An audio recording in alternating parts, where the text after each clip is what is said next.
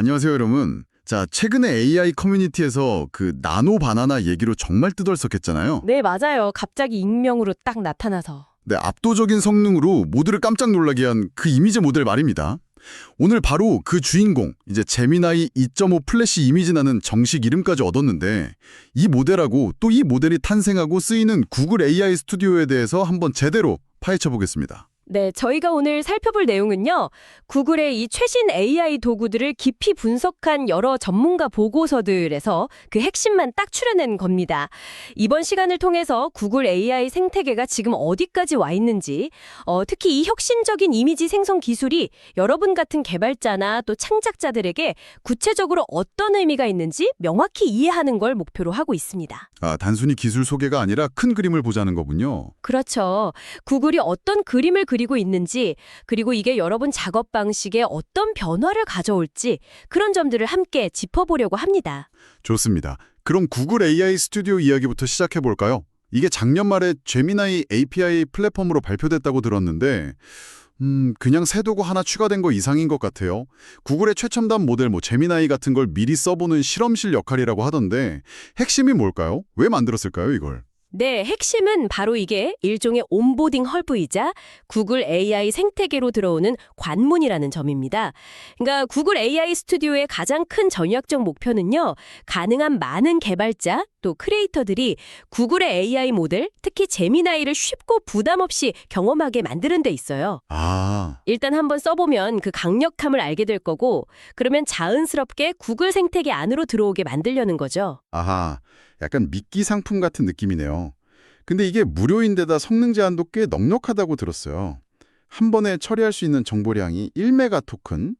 이게 책 몇 권 분량 텍스트를 한 번에 이해하는 수준이라고 하던데 맞나요? 네, 맞습니다. 1메가 토큰이면 상당히 큰 용량이죠. 분당 요청 횟수도 150회 이상이면 꽤 자유롭게 실험해 볼 수 있고요. 와, 그렇죠. 이렇게 진입 장벽을 확 낮춰서 누구나 아이디어를 빠르게 프로토타입으로 만들어 볼 수 있게 유도하는 겁니다.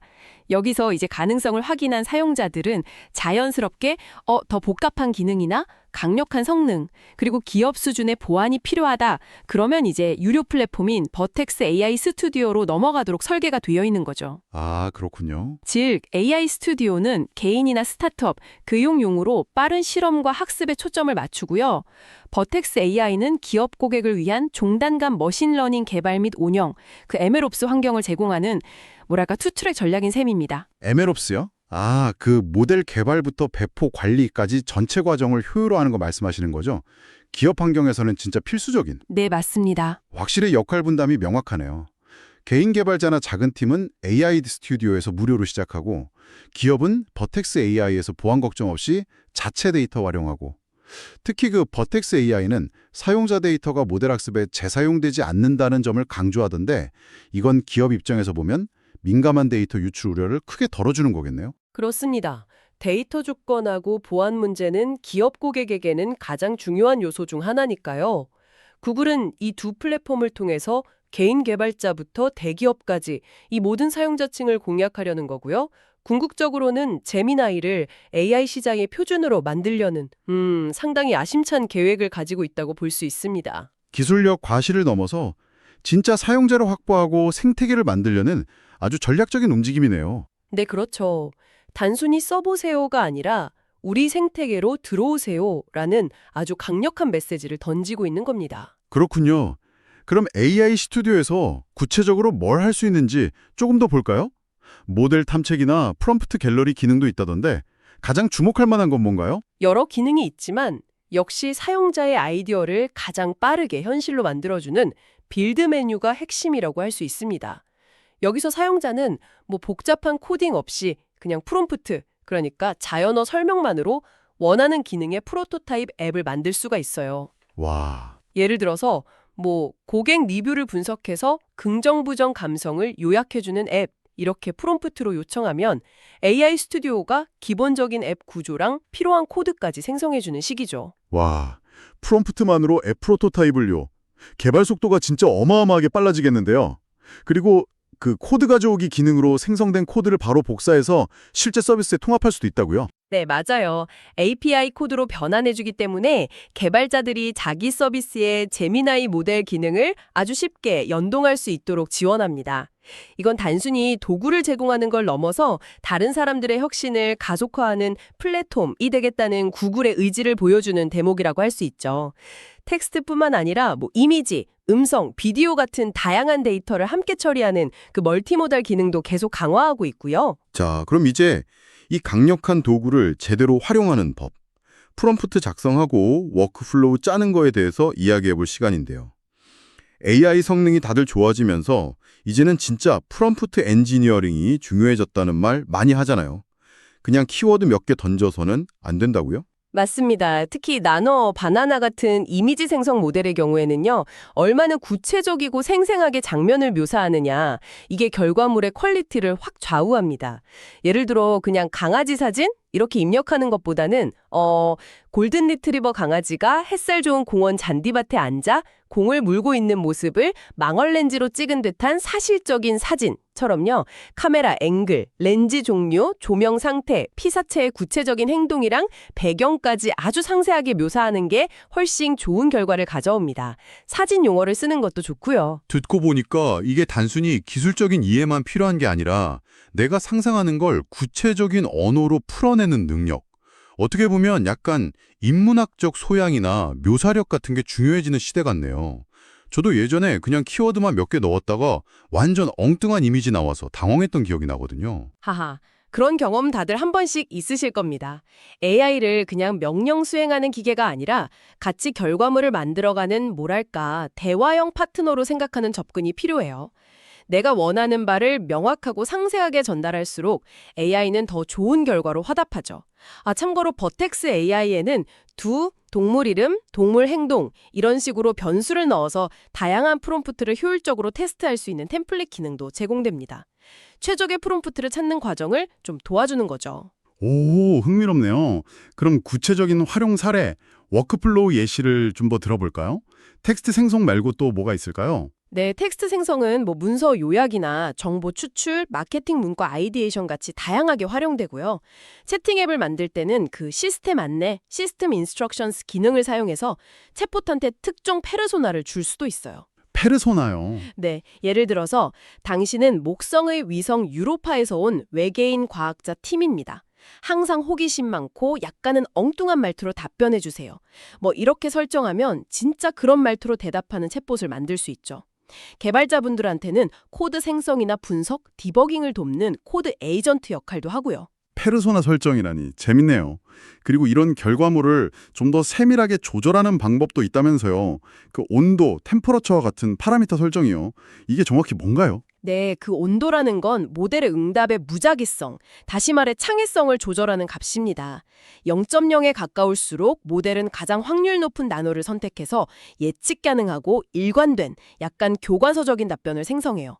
정보 요약이나 코드 생성처럼 정확성이 중요할 때 유용하겠죠? 아,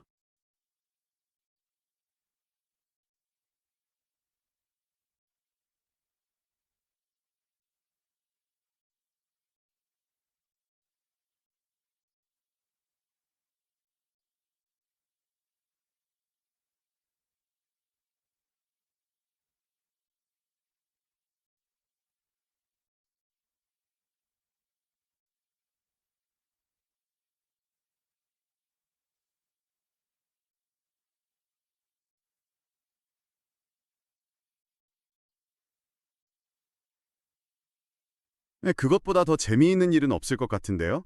여기 멋진 모자를 쓴 귀여운 고양이들 사진이에요. 마음에 들면 좋겠어요. 우선 왼쪽을 이렇게 안쪽으로 접은 다음 반대쪽도 접어요. 끝 모양을 잘 맞추지 않으면 결국 이상한 모양이 되니까 잘 맞춰야 해요. 반대로 1.0에 가까워질수록 더 다양한 단어를 고려해서 창의적이고 좀 예상치 못한 답변을 내놓습니다. 브레인스토밍이나 소설 초안 작성 같은 작업에 활용할 수 있겠고요. 그리고 안전 설정을 통해서 유해 컨텐츠 필터링 수준을 조절할 수도 있습니다. 그러니까 온도를 낮추면 좀 더 모범생 같은 답변, 높이면 자유로운 영혼 같은 답변이 나오는 거군요. 네, 정확히 그런 비유가 가능합니다. 중요한 건 이런 파라미터 튜닝을 통해서 모델의 자율성과 사용자의 통제력 사이에서 최적의 균형점을 찾는 거예요. 작업 목적에 따라서 전략적으로 조절하면서 AI를 단순히 사용하는 걸 넘어서 내 의도대로 조작하고 활용하는 능력이 점점 중요해지는 거죠. 자, 드디어 오늘의 메인 디시죠. 나노바나나 이야기로 넘어가 보겠습니다.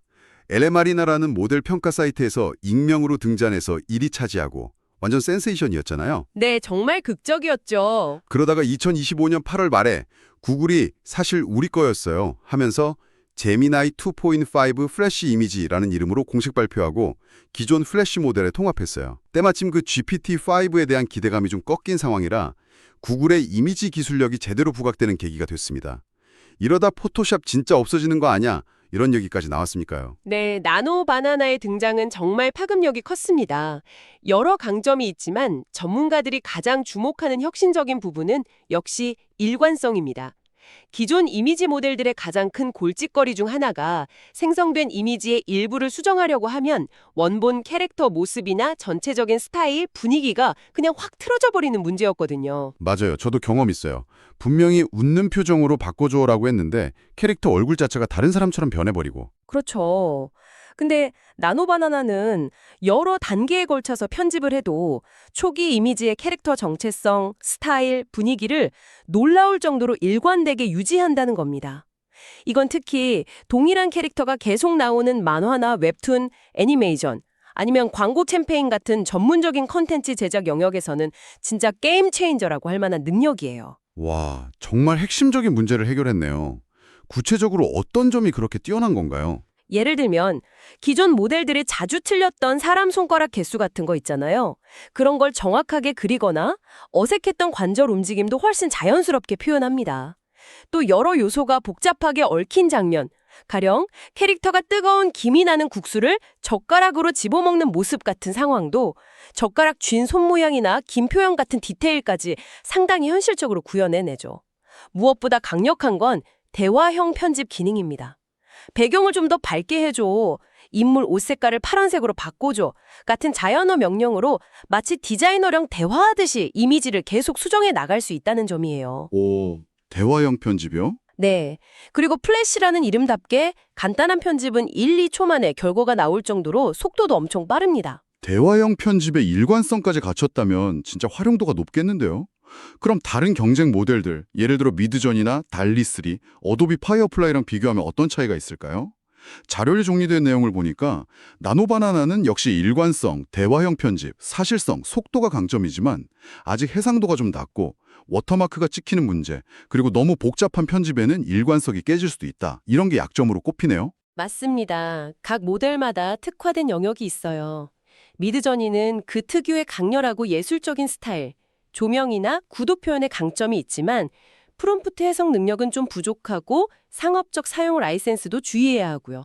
주로 컨셉 아트나 독창적인 비주얼 만들 때 유리하죠. 달리3는 GPT 챗GPT랑 통합돼서 프롬프트 의도를 아주 정확하게 이해하고 구현하는 능력이 뛰어나지만 때때로 이미지 품질이 좀 기대에 못 미치거나 맥락이 안 맞는 오류가 생긴다는 평가도 있고요. 블로그 사파나 기술 다이어그램처럼 명확한 설명이 필요할 때 유용합니다. 그렇군요. 그리고 어도비 파이어플라이는 포토샵, 일러스트레이터 같은 어도비 크리에이티브 클라우드 앱이랑 강력하게 통합된 게 최대 장점이죠. 특히 벡터 그래픽이는 텍스트 효과를 편집 가능한 형태로 생성하는 데 특화되어 있는데 자체적인 이미지 생성 능력보다는 기존 작업 과정을 보조하는 역할이 좀 더 강하다고 볼 수 있습니다. 그렇군요. 결국 뭐 하나가 최고다 이런 게 아니라 목적에 맞게 여러 도구를 조합해서 쓰는 게 현명하겠네요. 바로 그 점이 중요합니다. 온라인에서 가끔 나노바나나 나왔으니 다른 건 다 필요 없어 이런 식의 평가는 사실 좀 과장된 면이 있어요. 실제로 현업 전문가들은 특정 도구 하나에만 의존하기보다는 각 도구의 강점을 활용하는 하이브리드 워크플로우를 구축하고 있습니다. 하이브리드 워크플로우요? 네, 예를 들면 미드저니로 독창적인 스타일의 초안을 잡고 나노바나나를 이용해서 캐릭터 일관성을 유지하면서 세부 편집이나 다양한 베리에이션을 만드는 방식이죠. 이게 AI 도구를 제대로 활용하는 좀 더 성숙하고 전략적인 접근법이라고 할 수 있습니다. 하이브리드 워크플로우 기억해둬야겠네요. 그럼 나노바나나를 구체적으로 어떤 작업에 활용해 볼 수 있을까요? 사실적인 사진 편집 말고 다른 예시도 있을까요? 물론이죠. A photorealistic medium shot of a woman working on a laptop in a sunlit cafe. 이런 식으로 상세한 프롬프트로 사진 같은 이미지를 만들고 자연어 명령으로 웃는 표정은 그대로 두고 배경만 사무실로 바꿔줘. 뭐 이런 식으로 수정할 수 있고요. 일러스트나 스티커 만들 때는 A cute cartoon style sticker of a cat wearing sunglasses, transparent background. 이렇게 스타일이랑 투명 배경을 지정하면 손쉽게 만들 수 있습니다. 마케팅 분야에서도 활용도가 엄청 높겠어요. 광고 배너나 소셜미디어 콘텐츠 같은 거요. 그렇죠. 다양한 사이즈와 메시지로 빠르게 대량 생산해서 캠페인 효율을 높일 수 있습니다. 스타트업이라면 로고 디자인이나 웹사이트용 이미지 제작 비용을 정말 획기적으로 절감할 수 있고요. 디자이너분들은 반복적인 시안 제작 같은 업무는 AI에게 맡기고 좀 더 창의적인 컨셉 개발이나 최종 결과물의 완성도를 높이는 데 집중할 시간을 확보할 수 있게 되는 거죠. 물론 아직 완벽하진 않겠죠. 기술적인 한계점 같은 건 없을까요? 네, 아까 잠깐 언급했듯이 현재로서는 생성되는 이미지 해상도가 전문적인 인쇄 작업 같은 데 쓰기에는 다소 낮다는 점, 그리고 이미지에 워터마크가 찍혀서 후처리가 필요하다는 점이 좀 아쉽습니다. 또 아주 복잡한 편집을 여러 번 반복하면 일관성이 조금씩 떨어지거나 가끔 편집 요청을 제대로 이해 못하고 무시하는 오류가 발생하기도 하고요. 그런 문제들은 앞으로 개선될 여지가 있겠죠, 당연히. 물론입니다. 이건 뭐 초기 지술 단계에서 흔히 보이는 현상이고요.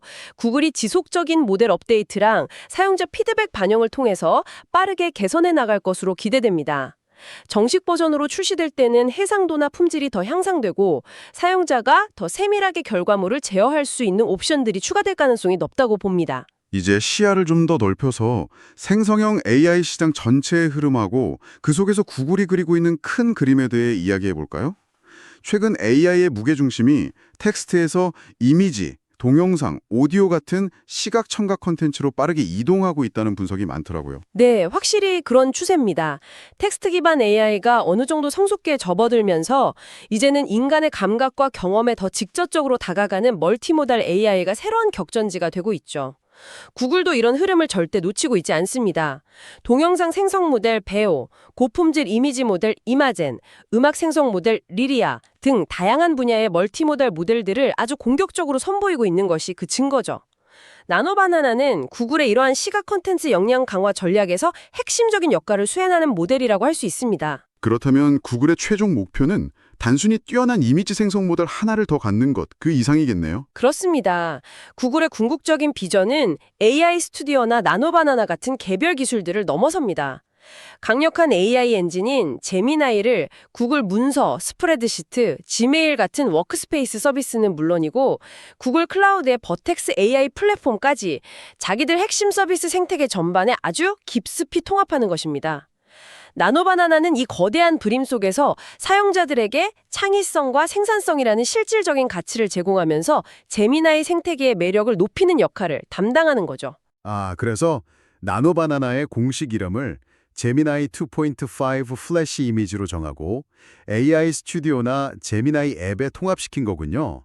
단순히 기술 개발에 그치는 게 아니라 이걸 어떻게 사용자들한테 효과적으로 포장하고 배포해서 실제 업무 흐름에 녹아들게 할 것인가, 이걸 고민한 결과로 보이네요. 구글 광고, 구글 애즈 플랫폼의 이미지 생성 기능이 통합된 것처럼요. 정확한 분석입니다. 기술이 아무리 뛰어나도 최종 사용자의 워크플로우에 자연스럽게 통합되지 않으면 그 가치는 반감되거든요. 이는 구글의 목표가 단순히 세계 최고의 AI 기술을 개발하는 것을 넘어서 AI를 통해 최고의 비즈니스 솔루션과 사용자 경험을 제공하는 것으로 진화하고 있음을 보여주는 아주 중요한 대목입니다. 자, 오늘 구글 AI 스튜디오와 나노 바나나에 대해 정말 알차게 살펴봤는데요. 핵심 내용을 다시 한번 정리해 볼까요? 구글 AI 스튜디오는 최신 AI 기술에 대한 문턱을 낮추는 진입점이자 개발자와 크리에이터들이 혁신을 실험하고 빠르게 아이디어를 현실화하는 허브 역할을 하는 아주 전략적인 플랫폼이라고 할 수 있겠고요. 네. 그리고 나노바나나, 즉 제미나이 2.5 플래시 이미지는 일관성 유지와 대화형 편집이라는 강력한 차별점을 통해 이미지 생성의 새로운 가능성을 열었죠. 맞아요. AI가 단순 보조 도구를 넘어서 연속적인 컨텐츠 제작 과정의 파트너가 될 수 있음을 보여준 중요한 이정표가 되었네요. 네, 그럼 마지막으로 이 기술들을 접하는 여러분의 역할에 따라서 맞춤 조언을 드리면서 마무리해볼까 합니다. 먼저 창의적인 전문가분들께는요, 나노바나나와 같은 AI 도구를 기존 작업 방식의 대체제가 아니라 강력한 보완제로 바라보시기를 권합니다. 아까 말씀드린 미드저니의 예술성과 나노바나나의 일관성을 결합하는 그런 하이브리드 워크플로우처럼 여러 도구의 장점을 조합해서 활용하는 게 중요해요. AI에게 아이디어 구체화나 초안 제작, 반복적인 편집 작업을 맡겨서 시간을 절약하고 인간은 최종적인 예술적 판단, 섬세한 감성 표현, 그리고 결과물의 완성도를 높이는 데 집중하는 협업 방식, 이런 걸 고민해 보시면 좋겠습니다. 개발자분들은 AI 스튜디오에서 다양한 아이디어를 빠르게 프로토타입으로 구현해보고 가능성이 확인되면 제미나이 ATI를 통해서 나노바나나의 강력한 이미지 생성 및 편집 기능을 자신의 서비스나 애플리케이션에 통합하는 방안을 적극적으로 고려해 볼 수 있겠습니다. 마지막으로 기업의 리더분들께는 AI 스튜디오를 파일럿 테스트나 소규모 프로젝트에 활용해서 기술 가능성을 먼저 검증하시고 본격적인 도입이나 민감 데이터를 다루는 경우에는 보안과 거버넌스가 강화된 버텍스 AI를 활용하는 단계적인 접근 전략을 수립하는 것이 중요합니다.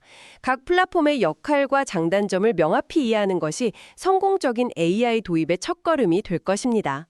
오늘 정말 많은 정보와 통찰을 얻었는데요.